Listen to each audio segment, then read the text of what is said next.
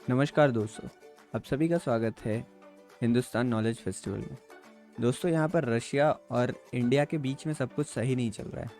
Russia और India के बीच में जो ट्रेड डील्स है उसमें बहुत सारी गड़बड़, अभी बहुत सारी ऐसी प्रॉब्लम्स निकल कर सामने आ रही हैं जो कुछ महीने पहले तक इंडिया ने सोचा भी नहीं था। तो चलिए उन्हीं प्रॉब्लम्स के बारे में डिस्कस करने वाले हैं और उनकी क्या क्या सॉल्यूशन गवर्नमेंट उठा रही है, हम उसके बारे में डिस्कस करेंगे। सबसे पहले मैं आपकी जो पहले सिचुएशन थी उसको बता देता हूँ। तो जब रशिया यूक्रेन का वॉर हुआ उस टाइम रशिया के ऊपर बहुत सारे सैंक्शंस लगाए गए। बेसिकली ये सैंक्शंस क्या थे? अभी वर्ल्ड एक तरीके से पूरी तरीके से जो सारी फाइनेंशियल इंस्टीट्यूशंस है वो कनेक्टेड रहती हैं। तो एक पेमेंट सिस्टम था, इसको स्विफ्ट कहा जाता है।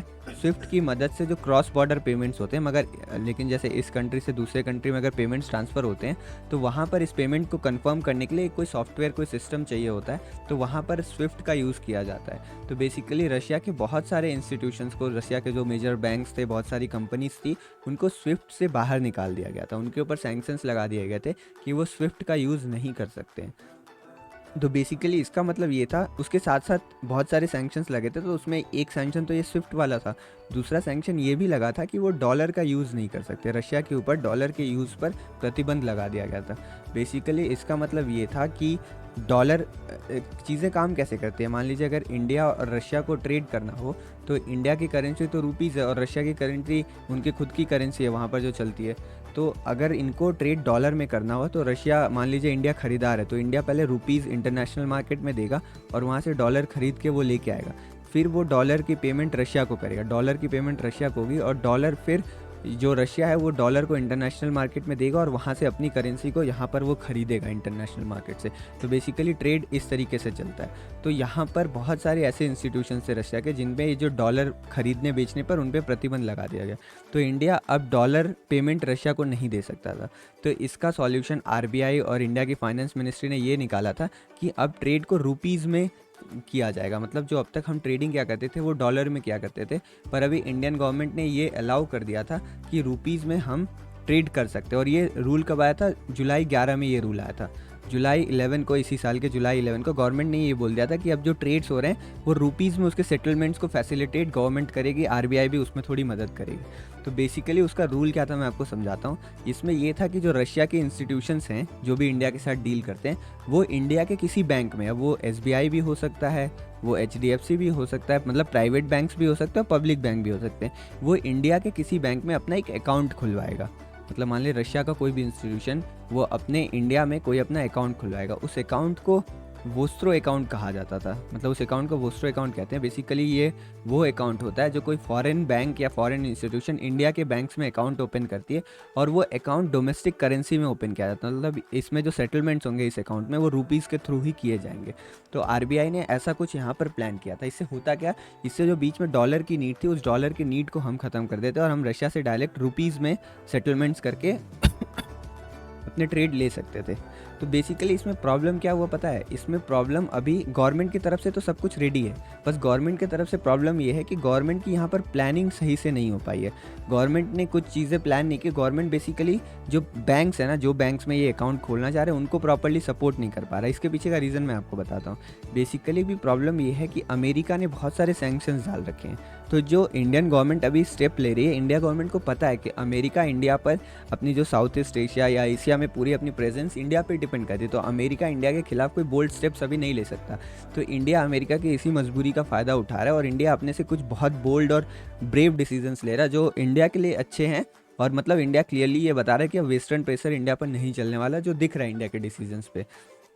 तो यहाँ पर इसलिए इंडिया अपनी तरफ से डिसीजंस ले रहा है, जैसे रशियन ऑयल को इंपोर्ट करवाना, जबकि पूरा देश, पूरी दुनिया में बहुत सारे देश से जो इंपोर्ट नहीं करवा रहे थे फिर भी इंडिया ने इंपोर्ट करवाया। ऐसे बहुत सारे ब्रेव डिसीजंस लिए इंडिया ने। तो वही डिसीजन इंडिया ने एक और लिया कि रुपीज़ में ट्रेड को फैसिलिटेट करेंगे जो सेटलमेंट होगा। लेकिन जब अमेरिका का जो प्रेशर आ रहा है, इससे प्राइवेट बैंक्स इसमें साथ नहीं देना चाह रहे।